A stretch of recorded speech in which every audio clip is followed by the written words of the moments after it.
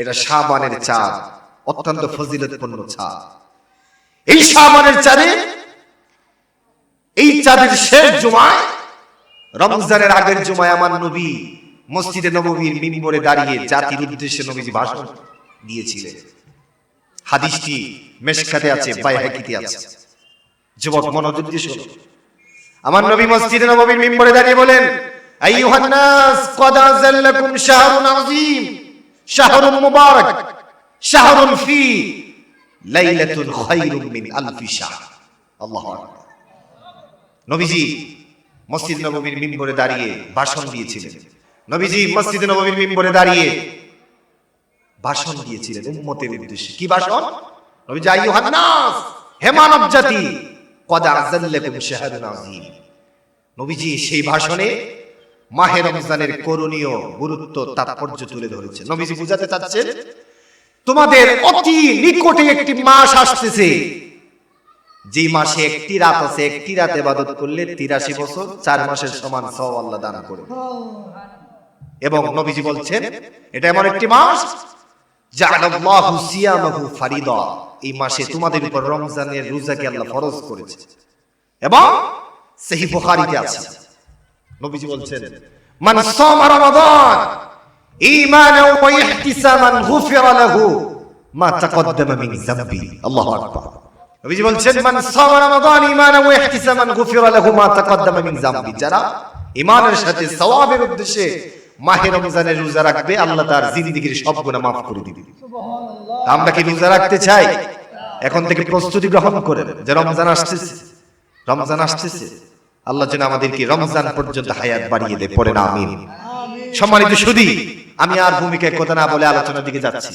আমাকে আমার ভাই বিষয় দিয়েছেন যে কিয়ামত সম্পর্কে কথা বলার জন্য। অত্যন্ত গুরুত্বপূর্ণ বিষয়। এই যে দুনিয়া, এটা থাকবে না, একদিন ধ্বংস হবে।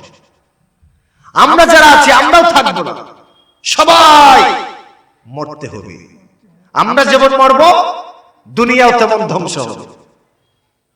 কিয়ামত, কিয়ামত কি দুই ভাগে ভাগ করা হয়েছে। একটি হচ্ছে ব্যক্তিগত কিয়ামত। ব্যক্তিগত কিয়ামত মানে এই যে আমি মারা যাব, এটা আমার জন্য কিয়ামত। উনি মারা যাবে, উনার জন্য কিয়ামত। সভাপতি সাহেব মারা যাবে, এটা ওনার জন্য কিয়ামত। অর্থাৎ প্রত্যেক মানুষ যেদিন সে মারা যায়, এটা তার ব্যক্তিগত কিয়ামত। সমষ্টিগত কিয়ামত হচ্ছে যেদিন সারা দুনিয়া ইসরাফিলের বাঁশির আওয়াজে ধ্বংস হয়ে যাবে, একসাথে আসমান ফেটে যাবে, চন্দ্র ফেটে যাবে, পাহাড় উল্টে যাবে, সেটাকে বলা হয় সমষ্টিগত কিয়ামত। সেই কিয়ামত আমাদের সামনে অপেক্ষায় আছে। হায়, ব্যক্তিগত কিয়ামত নিয়ে কোনো দ্বন্দ্ব নেই। কোন দ্বন্দ্ব আছে? কারণ সবাই মরতে হবে, এটা সবাই বিশ্বাস করে। যে আল্লাহকে বিশ্বাস করে না, সে মরণ মানে, ঠিকই না? কিন্তু সমষ্টিগত কিয়ামত নিয়ে কিছু দলাদলি আছে। কাফেরদের মধ্যে কিছু বাগ হয়ে গিয়েছিল। আল্লাহ তাআলা কোরআনুল কারীমে বলছেন কি? আল্লাহ বলছেন, আম্মা ইয়াতাসাআলুন আনিন নাবাইল আযীম আল্লাযী হুম ফীহি মুখতালিফুন। তারা ইখতিলাফ করলো। একদল কয়, কাফেরদের মধ্যে একদল কয় কিয়ামত হলে হতেও পারে, মানে সন্দেহ। আরেকদল কয় হয়তো হয় না কেন। নাউযুবিল্লাহ বলেন। আরেকদল নবীর কাছে গিয়ে কয়, ও মুহাম্মদ সাল্লাল্লাহু আলাইহি ওয়াসাল্লাম, আপনি যে বলতেছেন কিয়ামত হবে, আসমান ভেঙে যাবে, ইযাস সামাউ ফাতারাত ওয়া ইযাল কাওয়াকিবু ইনতাসারাত ওয়া ইযাল বিহারু ফুজ্জিরাত ওয়া ইযাল কুবুর বুসিরাত ইযা যুলজিলাতিল আরদু জিলজালাহা ওয়া আখরাজাতিল আরদু আসকালাহা আল কারিআতু মাল কারিআ ওয়া মা আদরাকা মাল কারিআ। আপনি যে বলতেছেন দুনিয়া ধ্বংস হবে, কোন দিন হবে বলেন? আল্লাহ জবাব দেয়, হাবিব আপনি বলেন কি? কিয়ামত সম্পর্কে কেউ জানে না, জানেন একজন, তিনি কে? আল্লাহ তাআলা বলেন, হাবিব আপনি বলেন, ইয়াসআলুনাকা আনিস সাআতি আইয়ানা মুরসাহা ফীমা আনতা মিন যিকরাহা ইলা রাব্বিকা মুনতাহাহা। আল্লাহু আকবার। আল্লাহ বলে, হাবিব কাফিরদেরকে জানিয়ে দেন কিয়ামত সম্পর্কে কেউ জানে না। ইন্নাল্লাহা ইনদাহু ইলমুস সাআ, কিয়ামত সম্পর্কে একমাত্র আমি জানি। এই কিয়ামত হবে, এটা সত্য, মহাসত্য। যদিও কাফেররা এটা অস্বীকার করেছিল, কিন্তু অস্বীকার করে কি হবে? কিয়ামত একদিন হবে, এটা স্বাভাবিক কথা নয়। যেদিন কিয়ামত হবে, আল্লাহ কোরআনে বলছেন আসমান যেদিন ফেটে যাবে। আল্লাহ বলেন ইজাস সামাউ ফাতারাত, আল্লাহ বলেন আসমান ফেটে যাবে। ইজাস শামসু কুবিরাত, আকাশে যে বিশাল বড় সূর্য দেখতে পাচ্ছেন, যেই সূর্য 9,30,00,000 মাইল উপরে, ওই সূর্যের আলো বন্ধ হয়ে যাবে। বড় বড় যে পাহাড়গুলো আছে, পাহাড়গুলো ধ্বংস হয়ে যাবে, কেউ থাকবে না। আল্লাহ ডেকে বলবে আজরাইল, ও আজরাইল, দুনিয়াতে কে আছে তুমি একটু বলো। মালাকুল মউত আজরাইল বলবে আল্লাহ দুনিয়াতে কেউ নাই, শুধু আমি সহ 4 জন ফেরেশতা আছি। আল্লাহু আকবার। আল্লাহ বলবেন ফেরেশতা আজরাইল, কে কে পৃথিবীতে বেঁচে আছে? আজরাইল বলবে আল্লাহ, একজন হলো জিবরাইল, একজন হলো মিকাইল, একজন হলো ইসরাফিল, আর একজন হলাম আমি আজরাইল। আল্লাহু আকবার। আল্লাহ বলবে আজরাইল, জিবরাইলের রূহ কবজ করো। জিবরাইলের রূহ কবজ করবে। আল্লাহ ডেকে বলবে আজরাইল, মিকাইলের রূহ কবজ করো। এইভাবে কবজ করতে করতে আল্লাহ বলবে আজরাইল, আর কে বাকি আছে? আজরাইল জবাব দিবে মালিক, আর কেউ পৃথিবীতে নাই, একমাত্র আমি আছি আর আপনি আছেন, আর কেউ নাই। পৃথিবীতে কোনো মানুষ নাই, কোনো রাজা নাই, কোনো বাদশা নাই, কোনো প্রভাবশালী মন্ত্রী মিনিস্টার কেউ নাই। আল্লাহ বলবে আজরাইল, তুমি কি জানো না আমি তো মহান মালিক, আমি যে বলেছি তুমি কি জানো না? কুল্লু মান আলাইহা ফানি ওয়া ইয়াবকা ওয়াজহু রাব্বিকা যুল জালালি ওয়াল ইকরাম। আল্লাহু আকবার। আল্লাহ বলে আজরাইল, তুমি কি জানো না সব ফান হবে শুধু আমি ছাড়া। এবার তুমি তোমার রূহ কবজ করো। হাদিসের মধ্যে আছে আজরাইল এবার নিজ হাত দ্বারা নিজের রূহ কবজ করবে। যখন নিজের রূহ কবজ করা শুরু করবে, আজরাইল একটা চিৎকার দিবে আর বলবে মালিক, ও মালিক, মানুষের রূহ কবজ করা এত কঠিন বিষয়, রূহ কবজ করার সময় এত কষ্ট হয়, এটা আমি আগে জানতাম না। আমি যদি আগে জানতাম কোন মানুষের রূহ আমি কবজ করতাম না। আজরাইল চিৎকার দিতে দিতে নিজের রূহ কবজ করে ফেলবে। এবার এই পৃথিবীতে আর কোনো মানুষ নাই। আল্লাহ বলবে ইসরাফিল, তুমি তোমার বাঁশি বাজিয়ে দাও। ইসরাফিল বাঁশি বাজিয়ে দিবে। ইসরাফিল বাঁশি বাজানোর সাথে সাথে সমস্ত মানুষ কিয়ামতের মাঠে আল্লাহর সামনে দাঁড়িয়ে যাবে। আল্লাহু আকবার। কিয়ামতের মাঠে দাঁড়িয়ে যাবে। সেটা দুনিয়ার কোনো মাঠ নয়। এই পৃথিবীতে অনেক বড় বড় মাঠ আছে, কিন্তু কিয়ামতের মাঠ এত বিশাল বড় মাঠ হবে। হাদিসের মধ্যে আছে এত বিশাল বড় মাঠ হবে। এই তামাম দুনিয়াকে কিয়ামতের মাঠে যদি ছেড়ে দেওয়া হয়, ছোট্ট একটা পয়সা যেইভাবে বিশাল বড় মাঠের মধ্যে ছেড়ে দিলে ছোট্ট একটা পয়সা দেখা যায় না, সারা দুনিয়াকে কিয়ামতের মাঠে ছেড়ে দিলে সারা দুনিয়া এইভাবে ছোট্ট দেখা যাবে। কিয়ামতের মাঠে তো ভয়ঙ্কর হবে। সেদিন ভাই ভাইয়ের পরিচয় দিবে না, সেদিন মা মেয়ের পরিচয় দিবে না, সেদিন স্বামী স্ত্রীর পরিচয় দিবে না। আল্লাহ কোরআনে বলে ইয়াউমা লা তামলিকু নাফসুন লিনাফসিন শাইআ ওয়াল আমরু ইয়াউমাইযিল লিল্লাহ। আল্লাহু আকবার। আপনি স্ত্রী স্বামীর কাছে যাবে, কি বলবে? স্বামী, তোমার সাথে 60 বছর সংসার করেছি, 70 বছর একই বিছানায় ছিলাম, আজকে একটু নেকির জন্য আমাকে জাহান্নামে ফেরেশতারা নিয়ে যাচ্ছে, একটু আমাকে আপনার আমলনামা থেকে নেকি দেন। স্বামী বলবে আমি তো দুনিয়াতে কোনো বিয়ে করি নাই, তুমি আমার স্ত্রী কোত্থেকে আসলে? এত ভয়ঙ্কর মাঠ হবে। বন্ধু যাবে বন্ধুর কাছে, গিয়ে বলবে বন্ধুরে, সারা রাত তোর সাথে ফেসবুকে মেসেঞ্জারে চ্যাটিং করেছি, আজকে হাসরের ময়দানে সূর্যের তাপ সহ্য হচ্ছে না, রে বন্ধু আমাকে একটু হেল্প কর, একটু সাহায্য কর, দুনিয়াতে অনেক সাহায্য করেছিস, আজকে একটু সাহায্য কর। বন্ধু সেদিন বন্ধুর পরিচয় দিবে না। আদম থেকে শুরু করে ঈসা পর্যন্ত সবার মুখে একটাই আওয়াজ, সেই আওয়াজ হচ্ছে ইয়া নফসি ইয়া নফসি ইয়া নফসি। আল্লাহু আকবার, আল্লাহু আকবার। সেই হাসরের ময়দানে শুধুমাত্র একজন মহামানব, একজন নবী আল্লাহর আরশ আজিমের সিজদায়, আল্লাহর আরশ আজিমের নিচে সিজদায় পড়ে পড়ে তোমার জন্য আমার জন্য চোখের পানি জোর জোর করে কাঁদবে। তিনি হলো তোমার নবী, আমার নবী, দু জাহানের বাদশা নবী। সুবহান। তবে কিয়ামত আসবে, এটা কোনো সন্দেহ আছে? আর জোরে জোরে সন্দেহ আছে? ইন্নাস সাআতা লাআতিয়াতু লা রাইবা ফিহা ওয়ালাকিন্না আকসারান নাসি লা ইউমিনুন।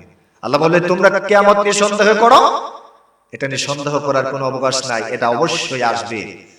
এমন পরিস্থিতি হবে কিয়ামত যেদিন হয়, গর্ভবতী মা তার সন্তান খালাস হয়ে যাবে, পাগলের মতো মানুষ নেশাখোর হয়ে যাবে, মাতাল হয়ে যাবে।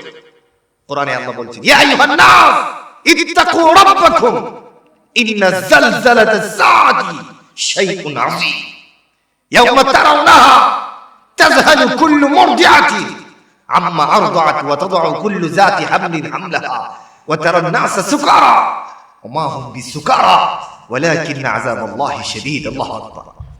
মানুষ মাতাল হয়ে যাবে, মাতাল হয়ে যাবে। একজন আরেকজনকে বলে কি ব্যাপার, দৌড়াদৌড়ি করতেছে কেন?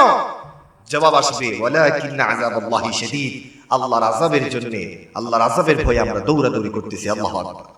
সেদিন কেউ বাঁচাতে পারবে না। তবে কিয়ামত আসার আগে কিয়ামতের কিছু আলামত ঘটবে। কিয়ামতের কি ঘটবে? হাদিসে কি আপনাদের কষ্ট হচ্ছে বাবা? কষ্ট হচ্ছে নাকি? কিয়ামতের আগে কিছু আলামত ঘটবে। হাদিসে প্রায় 72টা আলামত পাওয়া যায়। এর মধ্যে বড় বড় আলামত হচ্ছে 10টা। আমি আপনাদের সামনে ছোট ছোট কিছু আলামত কিয়ামতের সামনে তুলে, কিয়ামতের কিছু আলামত তুলে ধরব, যেহেতু সময় কম। আসলে অল্প সময়ে কিয়ামতের আলোচনা করা সম্ভব না। হায় হায়, আধা ঘন্টা চলে গেছে। তো কিয়ামতের একটি আলামত হচ্ছে, নবীজি বলছেন কিয়ামতের আগে জনপ্রতিনিধি যারা হবে তারা জনগণের সম্পদকে নিজের সম্পদ মনে করবে। নাউজুবিল্লাহ বলো। আজকে কি তাই হচ্ছে না? এলাকার চেয়ারম্যান মনে করে রিলিফের টাকা সব আমার, মেম্বার মনে করে সৌর বিদ্যুৎ যা আসছে সব আমার। সব চেয়ারম্যান না, কিছু কিছু চেয়ারম্যান আবার ভালো আছে, আল্লাহ ওয়ালা আছে, নামাজি আছে। আমাদের এটা তো রাজনগর মনে হয়, তারা রাজনগর, তারা কুলাউড়াতে একজন মানুষ আছেন, তিনি এমপি নির্বাচন করতেছেন, উপজেলা আগে নির্বাচন করেছিলেন, জনাব ফজলুল হক খান সাহেব ভাই। সব চেয়ারম্যান কিন্তু একরকম না, অত্যন্ত নামাজি মানুষ, বিনয়ী মানুষ, দিনদার মানুষ। আমাদের দেশের নেতারা মনে করে জনগণের টাকা সব আমাদের টাকা, জনগণের টাকায় গাড়ির তেল পড়ে, প্যারাডু দৌড়ায়। অথচ আপনি যদি ইসলামের নবীজির সাহাবীদের জীবনী খুলেন, আল্লাহু আকবার, অবাক হয়ে যাবেন। নবীজির একজন সাহাবী ছিলেন ইসলামের দ্বিতীয় খলিফা উমরে ফারুক রাদিয়াল্লাহু তাআলা। এর নাম কি আপনারা আজকে প্রথম শুনছেন না আরো শুনছেন? উমরে ফারুক এমন একজন ব্যক্তি ছিলেন, 31 লক্ষ বর্গ মাইল রাজ্যের শাসক ছিলেন, যিনি একদিন রাত্রিবেলা জনগণের সম্পদের হিসাব করতেছেন, টাকা হিসাব করতেছেন বসে। অথচ ওমর অর্ধ পৃথিবীর পরিচালক, অর্ধ পৃথিবীর শাসক, যার হাতের ইশারায় অর্ধ পৃথিবী পরিচালিত হয়, সেই ওমরে ফারুক রাদিয়াল্লাহু তাআলা তিনি বসে জনগণের টাকা হিসাব করতেছে। ইন দা মিন টাইম হযরত আলী ঢুকছেন। আলী কোন আলী জানেন? যে আলী আনা মদিনাতুল ইলমি ওয়া আলিয়ুম বাবুহা, যিনি মদিনার ইলমের শহরের দরজা। আল্লাহু আকবার। যে আলী, এমন একজন আলী ছিলেন, নবীজি বলছেন আমার আলী এমন আলী, আলী যা আছে সবকিছু আল্লাহর রাস্তায় দান করে দেয়। আলহামদুলিল্লাহ। আমরা তো আল্লাহর রাস্তায় দান করি না, ওয়াজ মাহফিলের জন্য চাঁদা চাইলে অনেকে দিতে চায় না, কিন্তু নবীজির সাহাবীদের বিষয়টা ছিল ভিন্ন। আলী রাদিয়াল্লাহু আনহু কেমন ভাবে দানশীল ছিলেন, একটা ঘটনা আপনাদেরকে বলি সংক্ষেপে। আলী রাদিয়াল্লাহু তাআলা আনহু একদিন ফাতেমা রাদিয়াল্লাহু তাআলা, মা বোনেরা আপনারা ঘটনাটি শুনেন।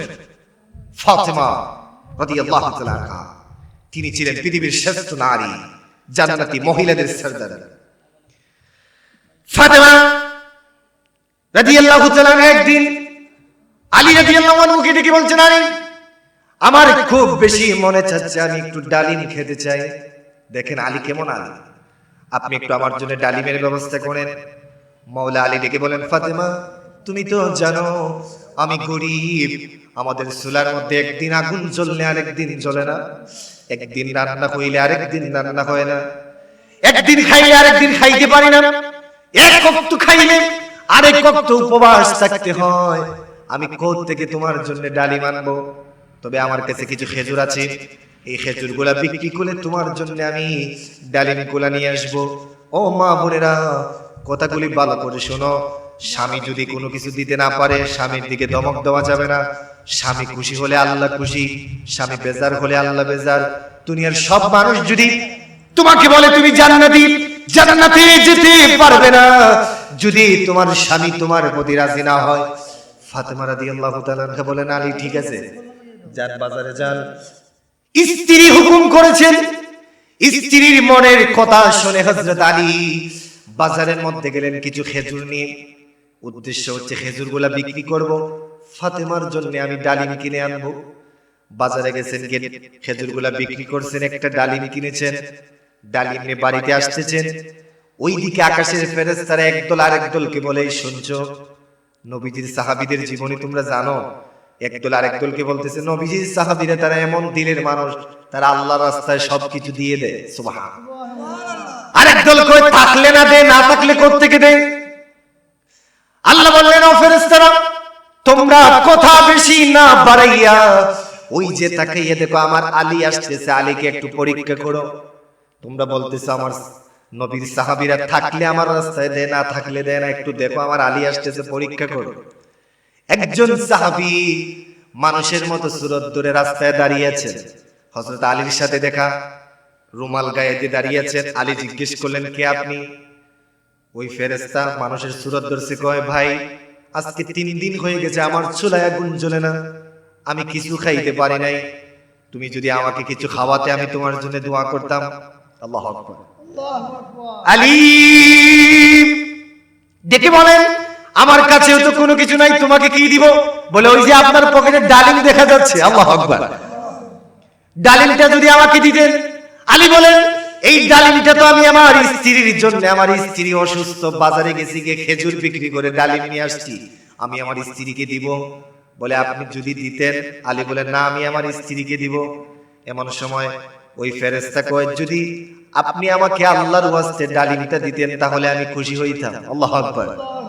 যেই মাত্র আলী কয়, তুমি আমার আল্লাহর নাম নিয়েছো, আল্লাহর ওয়াস্তে যখন বলেছো, আল্লাহর ওয়াস্তে বলার কারণে অর্ধেক ডালিম তোমাকে আমি দিয়ে দিলাম। আমি আলীকে আল্লাহর ওয়াস্তে বলেছো, আল্লাহর ওয়াস্তে যদি বলো, আল্লাহর জন্য প্রয়োজন হলে আমি আলী আমার সারা জীবন আল্লাহর রাস্তায় বিলীন করে দিতে চাই। সুবহানাল্লাহ। এবার শুনে হযরত আলী বললেন, অর্ধেকগুলো নিয়ে নাও, অর্ধেক ডালিম তুমি খেয়ে নাও। অর্ধেক ডালিম দিলেন। অর্ধেক ডালিম বিচারায় খাওয়ার পরে কয়, বাকি অর্ধেকটাও যদি দিয়া দিতা। আলী বলে, তুমি তো বড় বেসবর মানুষ, তোমাকে আমি অর্ধেক দিলাম, এখন কো বাকি অর্ধেক। বিচারা কয়, আমি বলতেছি আমার জন্য না, আল্লাহর ওয়াস্তে যদি দিতা। আল্লাহু আকবার।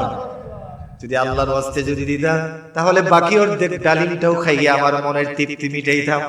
আলী রাদিয়াল্লাহু তাআলা বলেন, তুমি আমার মহান মালিক আল্লাহর নাম নিয়েছো, আল্লাহর নাম নেওয়ার কারণে বাকি অর্ধেক ডালিমটাও আমি তোমাকে দিয়ে দিলাম। পুরো ডালিম দিয়ে দিলেন। বাড়িতে যাচ্ছেন, মনে মনে ভাবতেছেন, ফাতেমা যদি জিজ্ঞেস করে আমি কি বলবো ফাতেমার কাছে? ফাতেমা যদি বলে ফেলে আপনি, আমি অসুস্থ, বাজারে গেলেন ডালিম আনার জন্য, আমি আপনার স্ত্রী অসুস্থ, একটা ডালিম নিয়ে আসতে পারলেন না। আলী মনে মনে ভাবতেছেন, ফাতেমা যদি বলে আমি ফাতেমাকে কি বলবো? এইভাবে মনে মনে আল্লাহকে বলতেছেন, আল্লাহ তুমি একটা ব্যবস্থা করো, আল্লাহ তুমি একটা ব্যবস্থা করো। এই বলে বলে বাড়িতে রওনা হলেন। বাড়িতে গিয়ে দেখেন মা ফাতেমা ঘুমিয়েছেন। আলী আস্তে করে দরজা খুললেন, বিছানার মধ্যে গেলেন, গিয়ে ঘুমিয়ে গেলেন। মনের ভিতরে এটাই ধারণা যে ফাতেমা যদি ঘর থেকে দরজা খুলে, ফাতেমা যদি জিজ্ঞেস করে, আলী আপনাকে যে বলছিলাম ডালিম, ডালিম কোথায়, তখন আমি কি বলবো? ফাতেমার জবাব আমি কেমনে দিব? এবার আলী বলে, আল্লাহ ফাতেমা যেন ঘুমিয়ে থাকে, আগামীকাল রাত পোহাইলে যেটা করি একটা করবো। আল্লাহু আকবার। আল্লাহু আকবার। গভীর রাত্রে ফাতেমা ঘুমিয়ে আছেন, ওইদিকে আলী শুধু আল্লাহকে বলতেছেন। আল্লাহ তাআলা ফেরেশতাদের মাধ্যমে জান্নাত থেকে হযরত আলীর জন্য একটা দুইটা নয় 10টা ডালিম নবীজির কাছে পাঠিয়ে দিয়েছে। নবীজি ডালিমগুলো নবীজির কাছে চলে আসলো। ওই ডালিমগুলো আসার পরে নবীজি একজন সাহাবী ছিলেন সালমান আল ফারসি রাদিয়াল্লাহু তাআলা আনহু, সালমান ফারসিকে বললেন, যাও যাও তাড়াতাড়ি করে ডালিমগুলো আমার আলীর কাছে দিয়ে দাও। হযরত সালমান ফারসি মনে মনে যায় আর কয়, আজকে আলীকে আমি একটা পরীক্ষা করব, দেখি আলী কেমন আল্লাহর প্রতি তাওয়াক্কুল। যাইতেছে আর মনে মনে ভাবতেছে, আলীকে আজকে আমি পরীক্ষা করব। ঘরের দরজার মধ্যে নাড়া দিল, দরজা খুললেন আলী। খোলার পরে বললেন, কি হইছে? বলে, আল্লাহ আপনার জন্য জান্নাত থেকে ডালিম পাঠাইছেন। আপনি যে ভিক্ষুককে ডালিম দিছিলেন, আল্লাহ খুশি হইয়া আপনার জন্য ডালিমের ব্যবস্থা করেছেন। আল্লাহু আকবার। আলী বলেন, তাহলে তাড়াতাড়ি করে আমার ডালিমগুলো দিয়ে দাও। সালমান ফারসি বলেন, মনে মনে ভাবতেছে আমি আজকে পরীক্ষা করব।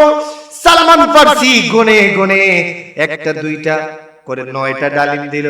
হযরত আলী যখন গণলো, বললে, এই যে নেন ডালিম। হযরত আলী ডালিমগুলা গুনে গুনে দেখে, একটা দুইটা তিনটা চারটা পাঁচটা ছয়টা সাতটা আটটা 9টা।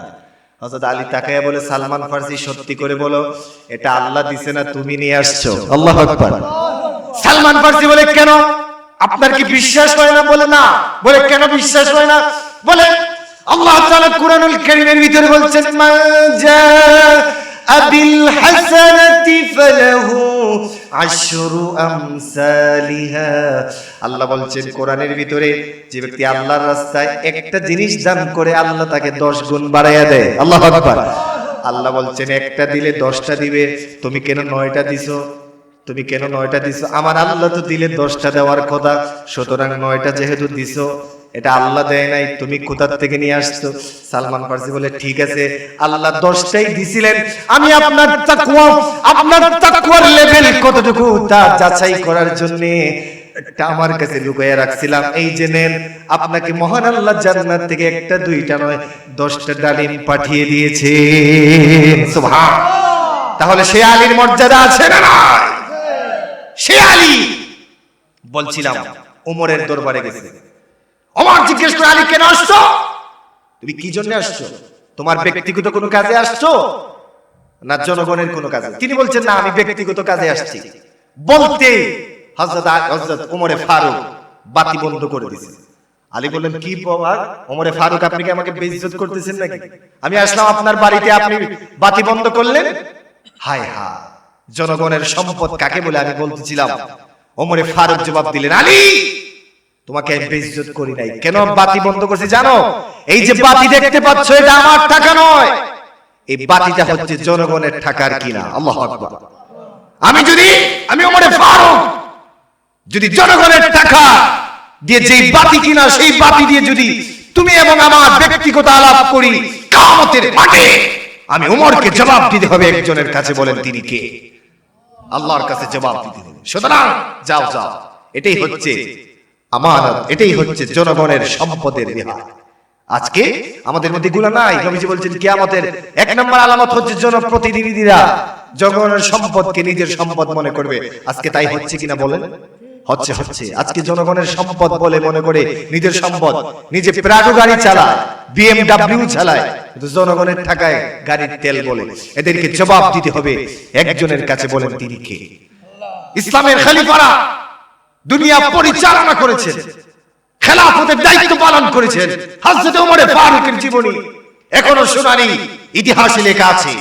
তারিকুল খুলাফা খুলেন, জালালউদ্দিন সুয়ুতী লিখেছেন, সেখানে দেখবেন ওমর ফারুক রাদিয়াল্লাহু তাআলা 31 লক্ষ বর্গ মাইল রাজ্যের শাসক ছিলেন। সেই ওমর ফারুক রাদিয়াল্লাহু তাআলা ঈদের আগের দিন, আল্লাহু আকবার, ঈদের আগের দিন ঘরে গেছেন। স্ত্রী কয়, স্বামী আগামীকাল কি ঈদ, আপনি আমাদের জন্য কোনো কাপড় কিনলেন না? ঠিক আছে, আমাদের যে একটা বাচ্চা আছে তার জন্য কিছু কাপড় কিনেন। ওমর ফারুক জবাব দেয়, স্ত্রী আমি 31 লক্ষ বর্গ মাইল রাজ্যের শাসক, ঠিক আছে, আমার কাছে একটা টাকাও নেই। আল্লাহ, চিন্তা করতে পারবেন আপনি মুসলমান? ওমর ফারুক বলেন, ঠিক আছে, আমি আমার যিনি অর্থমন্ত্রী, সেই অর্থমন্ত্রী বরাবর আমি চিঠি লিখবো। চিন্তা করতেছি, একটা কাপড় কেনার জন্য প্রধানমন্ত্রী হয়ে অর্থমন্ত্রীর কাছে চিঠি লেখে, তারাই তো ছিলেন নবীজির সাহাবী, ঠিক না? তাদের জীবনে পড়ার দরকার আছে না নেই? ওমর ফারুক রাদিয়াল্লাহু আনহু চিঠি লিখলেন ওনার অর্থমন্ত্রীর কাছে। অর্থমন্ত্রী ছিলেন আবু উবাইদা ইবনুল জাররাহ রাদিয়াল্লাহু তাআলা। চিঠিতে লিখলেন, আবু উবাইদা আপনি এক কাজ করেন, আগামী 1 মাসের অগ্রিম বেতনটা আমাকে দিয়ে দেন, আমি আমার সন্তানকে আগামীকালই একটা কাপড় কিনে দিতে চাই। হায় হায়, আগামী 1 মাসের বেতনটা আমাকে অগ্রিম দিয়ে দেন। আবু উবাইদা ইবনে জাররাহ চিঠি পাওয়ার পরে, খলিফাতুল মুসলিমিন ওমরের চিঠি পাওয়ার পরে চোখের পানি ছেড়ে দিয়েছে। একজন অর্ধ পৃথিবীর পরিচালক হয়ে আমার কাছে চিঠি লিখে, আল্লাহু আকবার। তিনি যেমন প্রধানমন্ত্রী তেমন অর্থমন্ত্রী। আবু উবাইদা ইবনে জাররাহ চিঠির উত্তরে লিখলো, ওমরে ফারুক, আপনি আমার কাছে 1 মাসের অগ্রিম বেতন চেয়েছেন, আমি আপনাকে দিতে পারি, তবে দুইটা বিষয় যদি আপনি ক্লিয়ার করেন। বলে কি?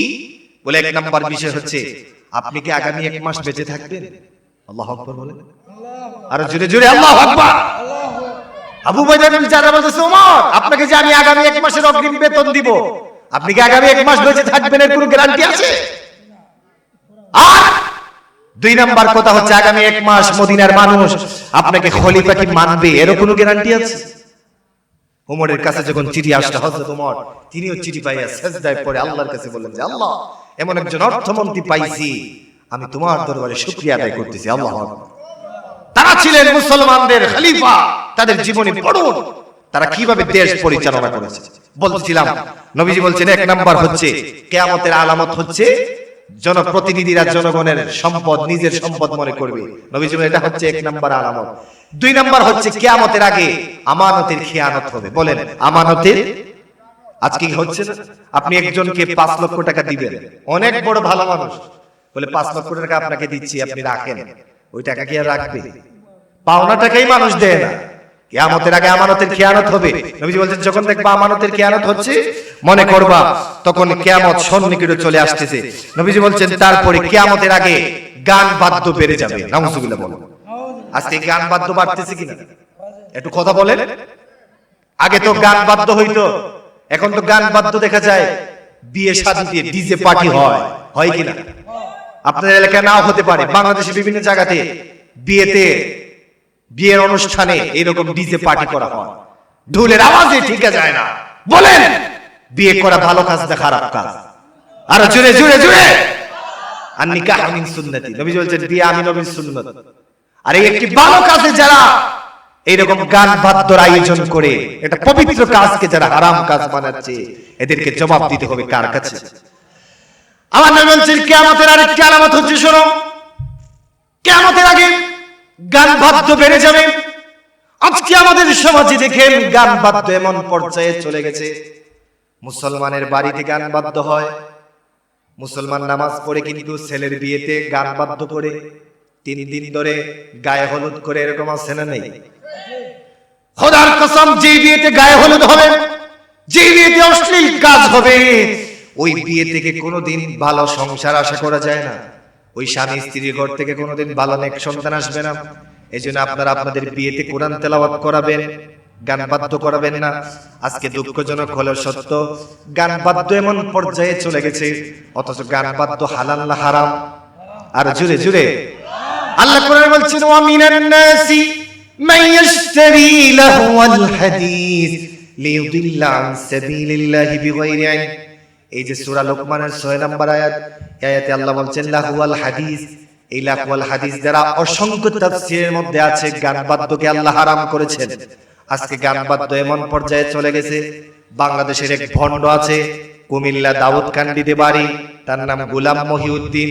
এ শুধু গান গায় না, এ কয় আমার মরণকালে ঢোলবাঁশি বাজাইও ও তরিকার ভাইও। নাউজুবিল্লাহ বলে, নাউজুবিল্লাহ। গান বাদ্য এমন পর্যায়ে গেছে, এখন গান গায়, কয় আমার মরণকালে ঢোলবাঁশি বাজাইও ও তরিকার ভাইও, মরণকালে ঢোলবাঁশি বাজাইও।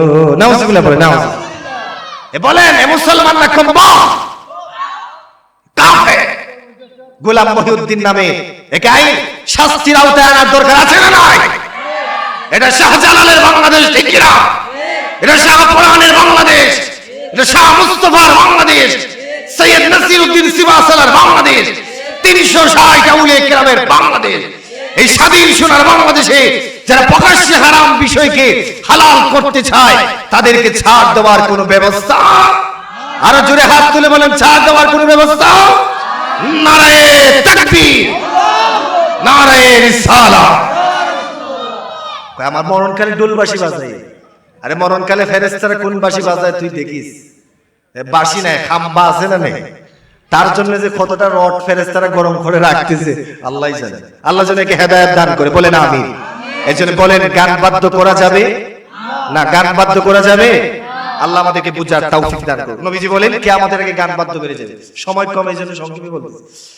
তারপর নবীজি বলেন কিয়ামতের আগে আরেকটা আলামত হচ্ছে সন্তান মা বাবার অবাধ্য হয়ে যাবে। নাউজুবিল্লাহ। আজকে তাই হচ্ছে বাংলাদেশের 90টা ফ্যামিলির মধ্যে দেখা যায় সন্তান মা বাবাকে দেখতে পারে না। আপনাদের এলাকার খবর আমি জানি না, বাংলাদেশের রাজধানী ঢাকাতে গেলে বৃদ্ধাশ্রম দেখা যায়। শিক্ষিত ছেলে মাস্টার পাস, কিন্তু মাকে রাখে বৃদ্ধাশ্রমে। নবীজি বলেন কিয়ামতের আগে মা বাবার অবাধ্য হয়ে যাবে সন্তান।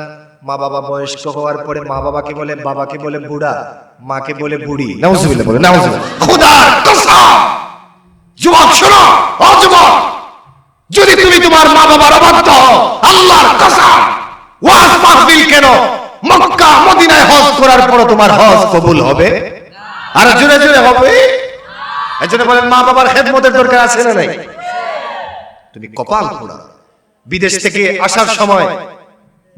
আসার সময় শাশুড়িকে জিজ্ঞেস করে তোমার জন্য কি আনবো? শাশুড়ি আম্মা কয় আমার জন্য একটা মোবাইল আনবা। শ্বশুরকে বলে কি আনবো, অথচ নিজের মা বাবাকে একবার কথা বলে না। এরা কপাল পোড়া, ঠিক না? মা বাবার অবাধ্য হওয়া যাবে, যুবক কপাল পুড়ে যাবে। যুবক খোদার কসম, তোমার ইবাদত বন্দেগী সব শেষ হয়ে যাবে যদি তোমার মা বাবা অবাধ্য হয়। তুমি আল্লাহর জান্নাতে যেতে পারবে। যুবক নামাজ রোজা মসজিদ মাদ্রাসায় দান সদকা করার পরও কবুল হবে না। আজকে আমি অবাক হয়ে যাই, যুবকরা মা বাবাকে বুড়া বেটা বলে, বুড়া বেটি বলে, অথচ যে মা তার জন্য কত কষ্ট করলো, বাবা মাথার ঘাম পাতায় ফেলে রোজগার করেছে, ঠিক না? এই যে মুরব্বী বাবারা বসে আছেন, দেখে জিজ্ঞেস করে সন্তানের জন্য কত কষ্ট করতে হয়। নিজে না খাইয়া সন্তানকে খাওয়া। মা 10 মাস 10 দিন যুবক তোমাকে পেটে রাখছে। তোমার কত কষ্ট, তোমার পায়ের আঘাত মা সহ্য করেছে। তুমি যেদিন দুনিয়াতে এসেছো, মার সেদিন আঘাতে, তোমার আঘাতে মার কলিজা আল্লাহর আরশে গিয়ে উঠে গিয়েছে। আল্লাহু আকবার। যুবক সেই মাকে কেমনে তুমি বুড়া বেটি বলো? সেই বাবাকে কেমনে বুড়া বেটা বলো? তুমি কপাল পোড়া। সৌদি আরবে একবার এক আদালত হয়েছিল, আপনাদের কি কষ্ট হচ্ছে? সৌদি আরবে একবার এক আদালত হয়েছিল। সৌদি আরবে 2 ভাই মা নিয়ে ঝগড়া লাগছে। এক ভাই কই মারে আমি রাখবো, আমার ঘরে দাও। আরেক ভাই কই মাকে আমি রাখবো, আমার ঘরে দাও। 2 ভাই ঝগড়া লাগলো। সৌদি আরবের আদালতে রায় দিল, এক ভাই মাকে নিয়ে যাচ্ছে, আরেক ভাই মাটিতে লুটে পড়ে কাঁদতেছে, হায় হায় আমার জান্নাত নিয়ে যাচ্ছে, হায় হায় আমার জান্নাত নিয়ে যাচ্ছে। আমি অবাক হয়ে যাই, সৌদি আরবে আদালত হয় মা বাবাকে খেয়ে রাখবে, ঠিকই না?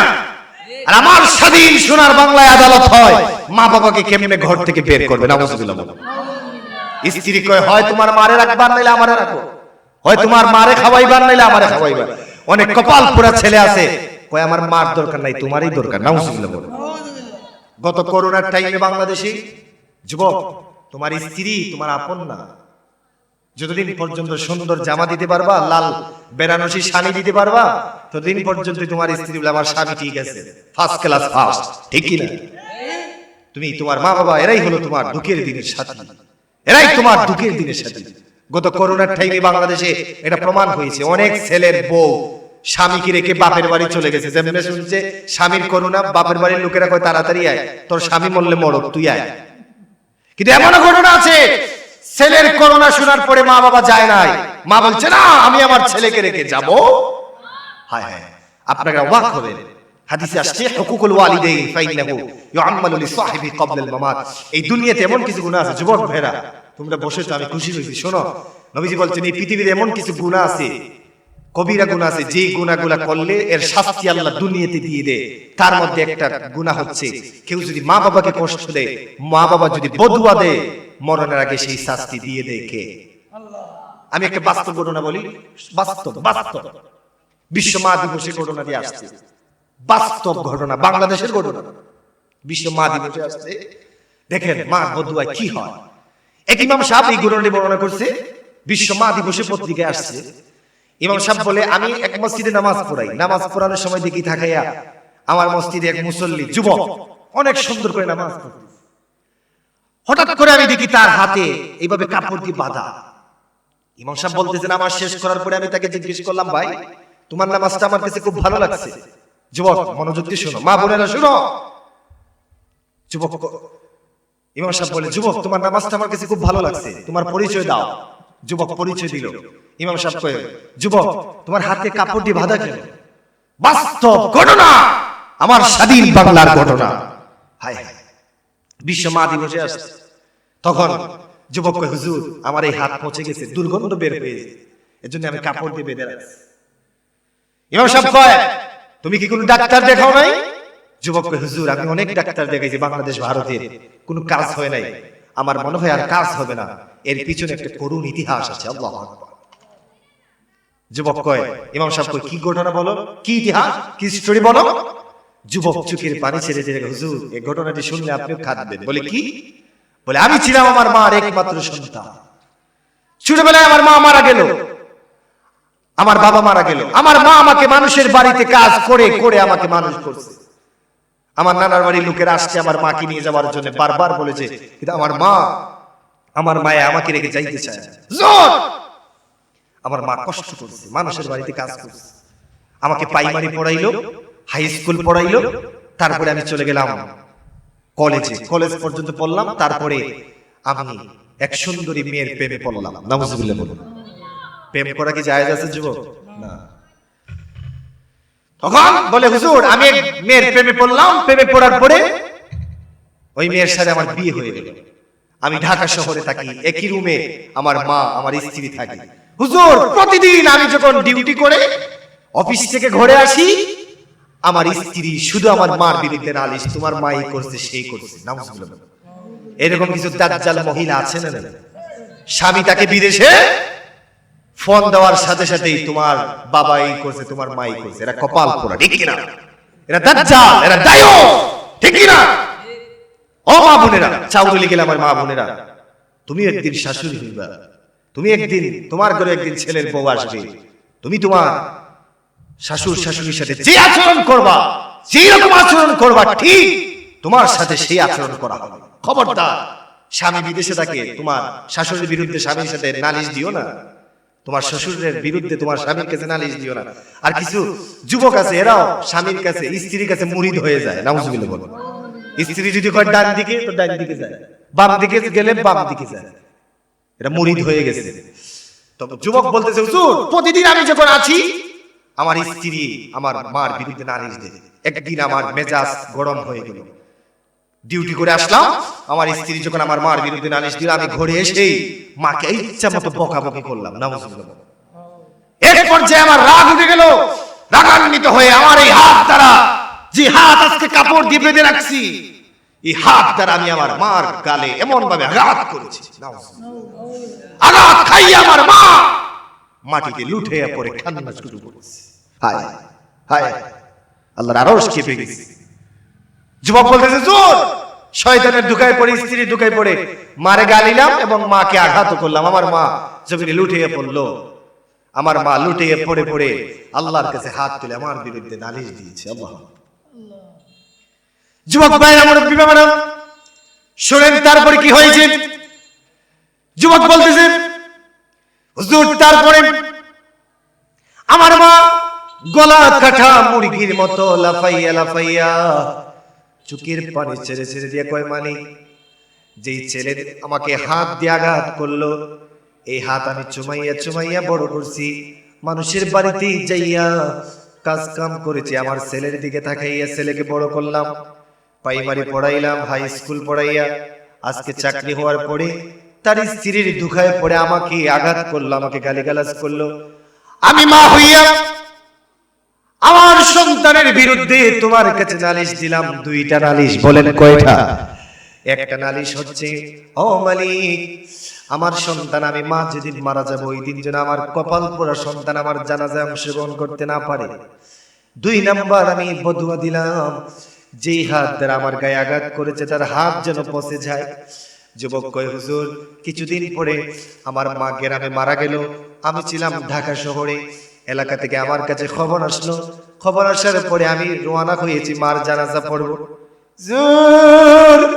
কিন্তু ওই দিন ঢাকা শহরে এত বেশি জ্যাম ছিল, আমি জ্যামের কারণে সন্ধ্যা হয়ে গেছে, আমি বাড়িতে যাইতে পারি নাই। এলাকার মানুষ আমাকে রেখে আমার মার জানাজা পড়ে দাফন করে ফেলছে। আল্লাহু আকবার। আমি বুঝে ফেলছি আমি কেন মার জানাজায় অংশগ্রহণ করতে পারি না। আমি বুঝে ফেলছি আমার মা যে আমার বিরুদ্ধে নালিশ দিছিল, ওই নালিশ মনে হয় কবুল হয়ে গেছে। আমি কপাল পোড়া, আমি হতভাগা সন্তান, মার জানাজায় অংশগ্রহণ করতে পারলাম না।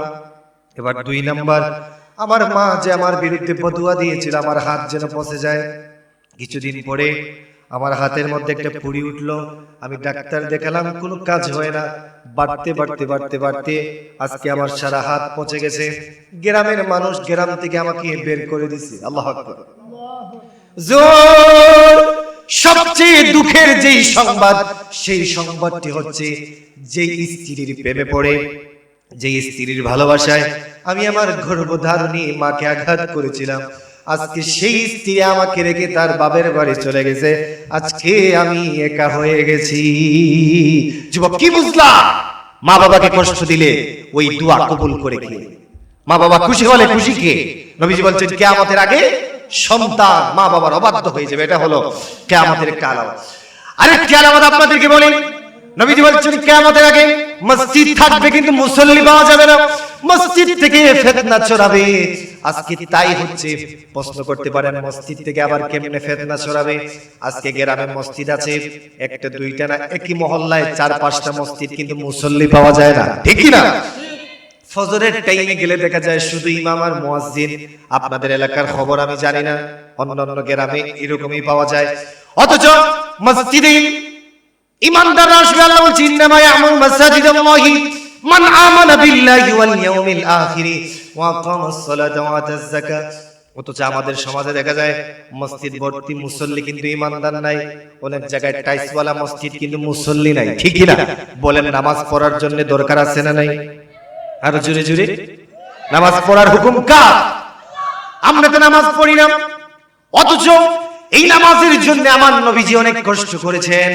নবীজি হাতিমে কাবার সামনে দাঁড়িয়ে নামাজ পড়তেন, কাফেররা উঠেন নারী বড়িয়ে এনে রাহমাতুল লিল আলামিনের মাথার মধ্যে ছেড়ে দিত। আমার নবী যখন সিজদায় যাইতেন, কাফেররা উঠেন নারী বড়িয়ে এনে আমার নবীর মাথায় ঢেলে দিত। শুধু তা নয়, নবীজি নামাজ পড়েছেন, সাহাবায়ে কেরাম যুদ্ধের ময়দানে গিয়েছেন, একদিকে যুদ্ধ হচ্ছে, অপর দিকে তারা নামাজ পড়েছেন, তারপরও তারা নামাজ ছাড়েন নাই। আমার নবীর একজন সাহাবী ছিলেন, গরীব সাহাবী, আবু আইয়ুব আল আনসারী রাদিয়াল্লাহু তাআলা আনহু, আব্দুল্লাহ আনসারী রাদিয়াল্লাহু তাআলা আনহু। অনেক সুপ্রসিদ্ধ হাদিসটি আপনারা হয়তো জানেন। আব্দুল্লাহ আনসারী রাদিয়াল্লাহু তাআলা আনহু নবীর গরীব সাহাবী, মসজিদে নববীতে নবীজির পিছনে নামাজ পড়ার জন্য যান। কিন্তু বিষয় হলো, যখন মসজিদে নববীতে নবীজি নামাজ শুরু করেন তখন যান, সবার শেষে যান, আবার সবার আগে চলে আসেন। সাহাবায়ে কেরাম একজন আরেকজনকে বলা বলি শুরু করলেন, কি ব্যাপার? আব্দুল্লাহ আনসারী মসজিদে নববীতে সবার শেষে যায়, আবার সবার আগে কি জন্য বের হয়ে আসে, কারণ কি? আমার নবী বলেন, তোমরা চিন্তা করো না, আমি নবী নিজে জানবো কি জন্য আব্দুল্লাহ আনসারী এগুলা করে। সবার শেষে কেন যায়, সবার আগে কি জন্য মসজিদে নববী থেকে বের হয়ে যায়, আমি নবী জানবো। আমি নবী আব্দুল্লাহ আনসারীর বাড়িতে যাব। আমার নবীজি হযরত আবু বকর সিদ্দিককে লইয়া আব্দুল্লাহ আনসারীর বাড়িতে গেলেন। দরজার মধ্যে নক দিলেন, একবার, দুইবার, তিনবার। আব্দুল্লাহ আনসারী ঘরের ভিতরে থাকার পর দরজা খুলে না। আমার নবী বলেন, আবু বকর চলো চলো। আব্দুল্লাহ আনসারী জবাব দিচ্ছেন, আমরা চলে যাই। আমার নবীজি কিছু দূর চলে গেলেন, পিছন দিক থেকে আব্দুল্লাহ আনসারী ঘর থেকে বের হয়ে তাকিয়ে দেখে আমার নবী বের হয়ে যাচ্ছেন। আমার নবীজি যাচ্ছেন, আব্দুল্লাহ আনসারী পিছন থেকে যাইয়া নবীজির 2 কদম মোবারকে জড়াইয়া ধরে কয়, হুজুর মনে কিছু নিবেন না, এমন একটা পরিস্থিতি আমার ছিল, আমি আপনার ডাক শুনেছি, তারপর আপনার জবাব দিতে পারি নাই। ইয়া রাসূলুল্লাহ, এমন একটা পরিস্থিতি ছিল, যে পরিস্থিতি দেখার কারণে আপনার ডাক শোনার পর আমি জবাব দিতে পারি নাই। আমার নবী বলে, আব্দুল্লাহ আনসারী ঠিক আছে, কি জন্য তুমি মসজিদে নববীতে সবার শেষে যাও, আবার কি জন্য সবার আগে তুমি বের হয়ে আসো, কারণ কি, ঘটনা কি তুমি বলো? আব্দুল্লাহ আনসারী বলে, হুজুর এমন একটা ঘটনা, এটা যদি আপনি শুনেন আপনিও কান্না শুরু করবেন। আমার নবী বলেন, কি জন্য বলো? আব্দুল্লাহ আনসারী বলে, হুজুর আমি আপনার সাহাবী, এত গরিব মানুষ, আমার মতো গরিব মদিনায় আর কেউ না।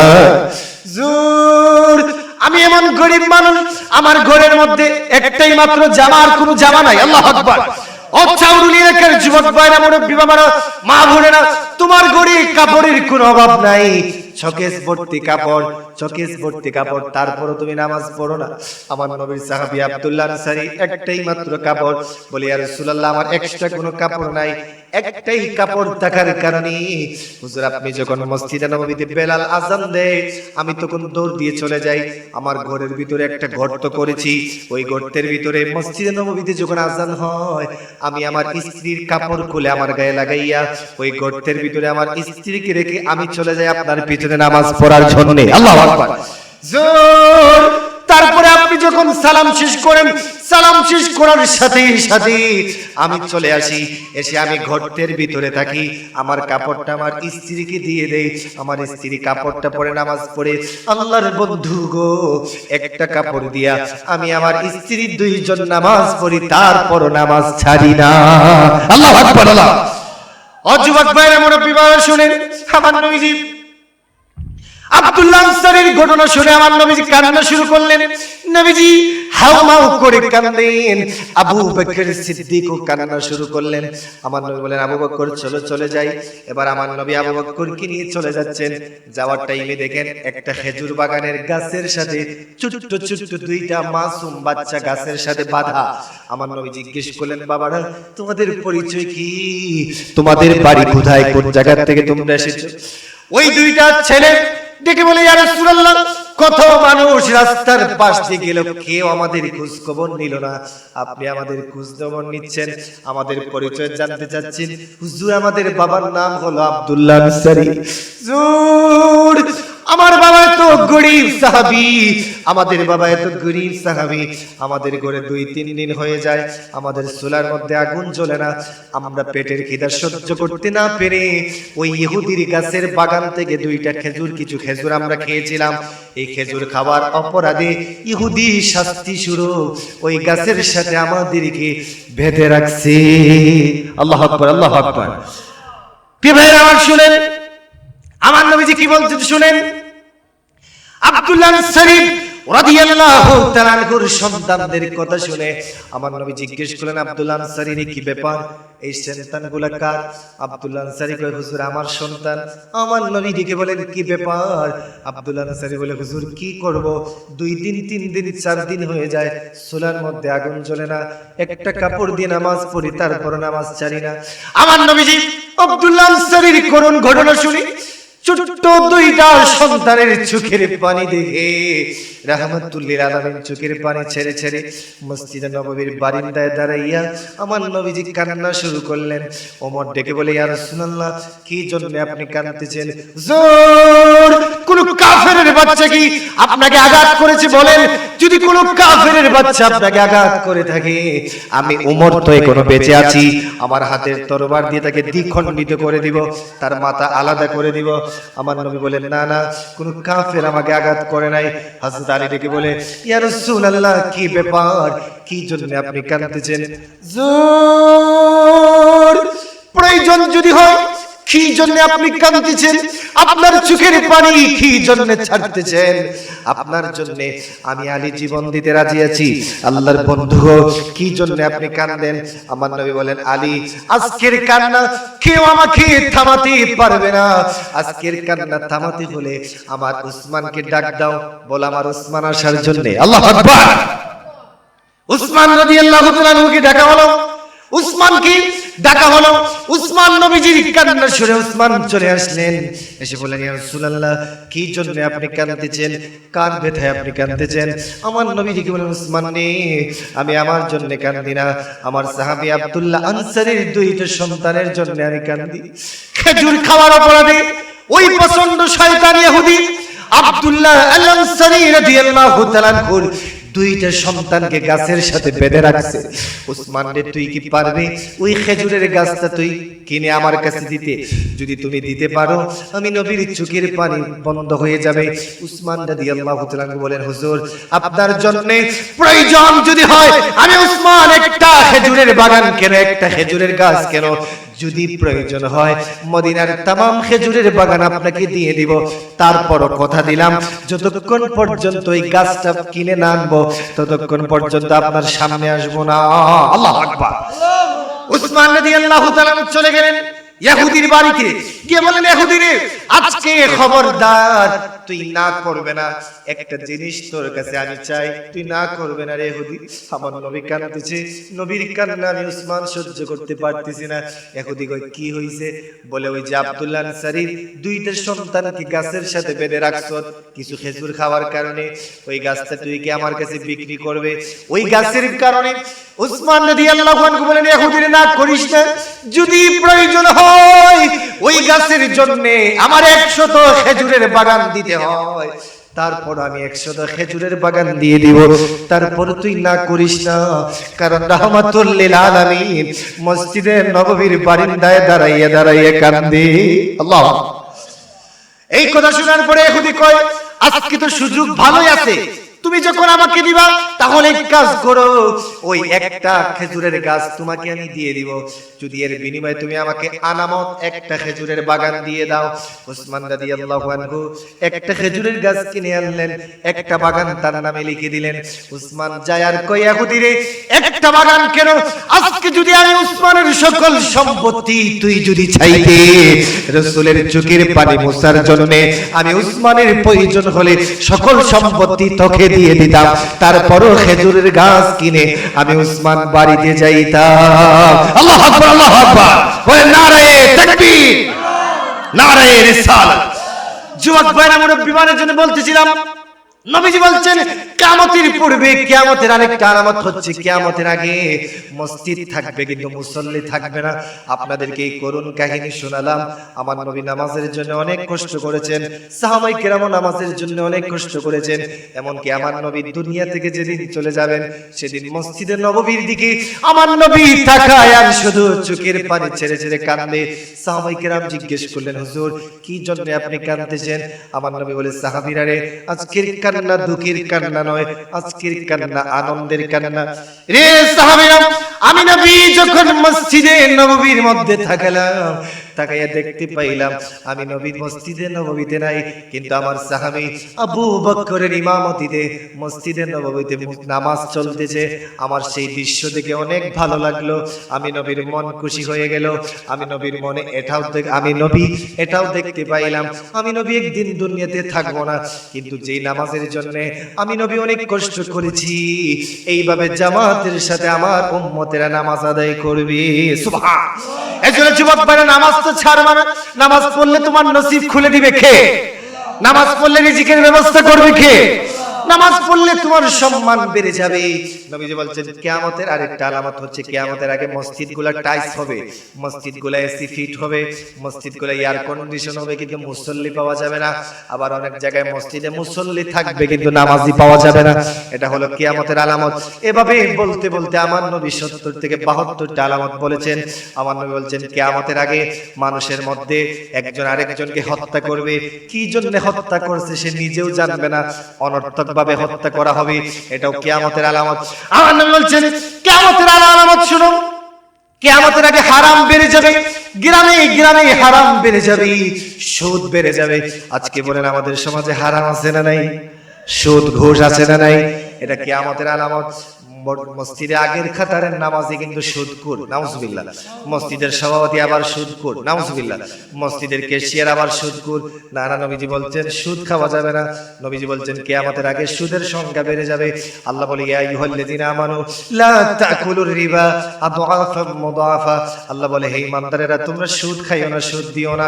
সুদ যারা খাবে, সুদ যারা দিবে তাদের শাস্তি হচ্ছে তো কঠিন। নবীজি বলছেন সুদখোরের 70 থেকে 72টা গুনাহ আছে, তার মধ্যে সবচেয়ে ছোট গুনাহ হলো নিজের গর্ভধারণী মার সাথে জিনা করা, নাউজুবিল্লাহ। নবীজি বলছেন তারপরে শোনো, সুদের সবচেয়ে ছোট গুনাহ হলো মার সাথে জিনা করা, আর সবচেয়ে বড় গুনাহ হলো কি শোনো, আল্লাহ বলে ফাইল্লাম তাফআলু ফাযানু বিহারবিন মিনাল্লাহি ওয়া রাসূলিহি। সুদখোরের সবচেয়ে বড় শাস্তি হচ্ছে কিয়ামতের মাঠে আল্লাহ এবং তার রাসূল তাদের সাথে যুদ্ধ ঘোষণা করেছেন। বলেন সুদের সাথে ইসলামের কোনো সম্পর্ক? আর জোরে, সুদের সাথে ইসলামের কোনো সম্পর্ক? ঘুষের সাথে ইসলামের কোনো সম্পর্ক? বলেন সুদ আছে যেখানে মুমিন যাবে না। আল্লাহ আমাদেরকে বুঝার তৌফিক দান করুন, বলেন আমিন। আল্লাহ আমাদেরকে নামাজি বানিয়ে দেন, বলুন আমিন। সুদ খাবেন না যুবক ভাইরা, সুদ খাওয়ার চাইতে রিকশা চালানো ভালো, ঠিক কি না? ঘুষ খাওয়ার চাইতে ভিক্ষা করা ভালো, ঠিক কি না বলেন? সুদ খাইও না যুবক। নবীজি বলছেন মেরাজের রজনীতে আমি নবী নিজে দেখছি সুদখোরদেরকে জাহান্নামে কি শাস্তি দেওয়া হচ্ছে, তাদের পেটগুলা বিশাল বড় বড় ফেরেশতারা আঘাত করতেছে। নবীজি আমি নিজে দেখছি। আল্লাহ যেন আমাদেরকে বুঝার তৌফিক দান করে, বলেন আমিন। আজকের মাহফিলকে কবুল করুন, বলেন আমিন। শেষবারের মতো বলেন কিয়ামত সংগঠিত করবে একজন, তিনি কে? আল্লাহ। আর জোরে জোরে কে? ডান হাতটা তুলে বলেন কে? আল্লাহ বলছেন সব ধ্বংস হয়ে যাবে, কুল্লু মান আলাইহা ফান, সব ফান হয়ে যাবে। এই যে বিল্ডিং, এই যে বড় বড় অট্টালিকা বিল্ডিং, কেউ থাকবে না, কিছুই থাকবে না, তুমি আমি কেউ থাকবো না। আমাদেরকে দাঁড়াতে হবে হাসরের ময়দানে, যেদিন আল্লাহ রহমান থাকবে না, যেদিন আল্লাহ হয়ে যাবে কাহ্হার। আল্লাহ আল্লাহ চিৎকার দিতে থাকবে, বলে লিমানিল মুলকুল ইয়াউম। কিয়ামতের মাঠে আল্লাহ চিৎকার দিবে, হে ফেরাউন বল আজকের দিনে রাজত্ব কার, হে নমরুদ বল আজকের দিনে রাজত্ব কার। কেউ কোনো কথা বলার সাহস? আল্লাহ বলে লিল্লাহি ওয়াহিদিল কাহ্হার, আজকের জন্য আমি কাহ্হার হয়ে গেলাম। সেদিন তোমার নবী আমার নবী সিজদায় পড়ে পড়ে আল্লাহর কাছে কাঁদবে, সুবহান। আর জোরে বলেন নবীজি ছোট বাচ্চার মতো কাঁদতে থাকবে। আল্লাহ বলে হাবিব ইরফা রাসাক ফাসাল তুতা ওয়াশফাতু শাফা। হাবিব দুনিয়াতে অনেক কষ্ট করেছে, অনেক কাঁদছে, উহুদের ময়দানে কেঁদেছে, হায় তাইফের ময়দানে কেঁদেছে, নিজের শরীরের রক্ত জড়িয়েছে, আর কত কাঁদবে। হুজুর মাথা উঠা, আল্লাহ শাফাতি লি আহলিল কাবাইর মিন উম্মতি। আজকে হাসরের ময়দানে আপনি যা বলবেন আমি তাই শুনব। আল্লাহ আমার নবী বলে আল্লাহ আমার উম্মতদেরকে জান্নাত দিয়ে দাও, জান্নাত দিয়ে দাও, জান্নাত দিয়ে দাও। নবী বলেন শেষ পর্যন্ত লা আরদা ওয়াহিদ মিন উম্মতি, আমার একটা উম্মত যতক্ষণ জাহান্নামে থাকবে আমি নবী ততক্ষণ আল্লাহ জান্নাতে যাব না। বলেন আল্লাহু আকবার। আর জোরে বলেন আল্লাহু আকবার। বলেন তাহলে সেই নবীর ভালোবাসা দরকার আছে না নাই? সেই নবীর ভালোবাসা দরকার আছে না নাই?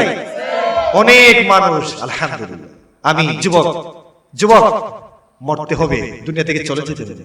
আমি একজন যুবক ভাই দেখতে চাই, একজন দাঁড়িয়ে ওয়াদা করেন যে হুজুর আমার নবী তো কিয়ামতের মাঠে আমাকে রেখে জান্নাতে যাবেন, আমি নবীর মহব্বতে আমি নবীর উম্মত হয়ে আজকে আপনার সামনে দাঁড়িয়ে ওয়াদা করলাম আমি আমার নবীর সুন্নত দাড়িটা রাখবো। এরকম একজন যুবক আছেন? আমি দোয়া করে যাবো। আমি আপনার কাছে টাকা চাই না যুবক, মরতে পারেন আগামী কাল তোমার সামনে আজরাইল আসতে পারে, এরকম কি একজনের যুবক নাই? আল হুসাইনের যুবকরা কোথায়? শুধু নামে থাকলে হবে নাকি? মারহাবা মারহাবা, একটু স্টেজে একটু কষ্ট করে সামনে আসে। ভাই তোমার নাম কি? মাসুম বিল্লাহ, অনেক সুন্দর নাম মাসুম বিল্লাহ। উনি দাঁড়িয়ে বলছে উনি দাঁড়িয়ে রাখবে, আলহামদুলিল্লাহ বলো। আরে আপনারা বেজার হয়েছেন নাকি? খুশি না বেজার? এই যুবকরাই পারে সমাজ পরিবর্তন করতে, ঠিক না? আলো আছে আড়ালে, অন্ধকার দূর হয়ে যাবে। যুবক তুমি উঠে দাঁড়ালে, আল্লাহ আমার যুবককে কবুল করুক, আমিন বলুন। আরেকজন যুবক দাঁড়ান না, এখানে ভিডিও হচ্ছে, সারা বিশ্বের মানুষ দেখবে এবং ফেরেশতারাও ভিডিও করতেছে, ভাই বসেন। আরেকজন যুবক দেখি, ভাই আগামীকাল মরতে হবে, আমি তো বলিনি আপনাকে 50,000 টাকা দেন, আমি বলছি নামাজ এই দাড়িটা রাখবেন। আর কি একজনও নাই নবীর মহব্বতে? একজনের যুবক নাই? সব মাদ্রাসার ছাত্র, ঠিক আছে, মারহাবা বলেন, মারহাবা। আল্লাহ কবুল করুক, বলেন আমিন। আর জোরে বলেন আমিন। এবার তো দাড়ি গেল, অনেকে আবার মনে মনে ভাবে যে বিয়া করছি না, দাড়ি রাখলে কোনো সমস্যা। আমি তো বিয়া করি না, তা আমরা কি, আমরাও তো দাড়ি রাখতেছি। হ্যাঁ, দাড়ি রাখলে যেই মেয়ে তোমাকে পছন্দ করবে মনে করবে সেই মেয়ে ভালো, ঠিক না? আর দাড়ি রাখার কারণে যেই মেয়ে বলবে না, বলবা ওটা মেয়ে না, ওটা দায়ুস, ঠিক না? এবার থেকে একজন ভাই দেখতে চাই যে হুজুর আপনি নামাজের ওয়াজ করেছেন, আমি ওয়াদা করলাম আগামী কাল থেকে এই মসজিদে এসে 5 ওয়াক্ত নামাজ পড়বো। এরকম একজন ভাই আছেন? যদি একজন কি নাই? হায় হায়, মরতে হবে, কবরে যেতে হবে যুবক, মরতে হবে। আমার মুরব্বী বাবা, মুরব্বী বাবা, মারহাবা বলেন, মারহাবা।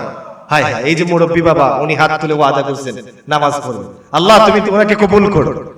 জুড়ে বলেন, আরো জুড়ে বলেন। যুবক, তুমি অনর্থক ফেসবুকে সময় কাটাইও না, টিকটকে কাটাইও না। তুমি মসজিদে আসবা, মসজিদের আগের খাতারে থাকার চেষ্টা করবে। আল্লাহ যেন কবুল করে, বলেন আমিন।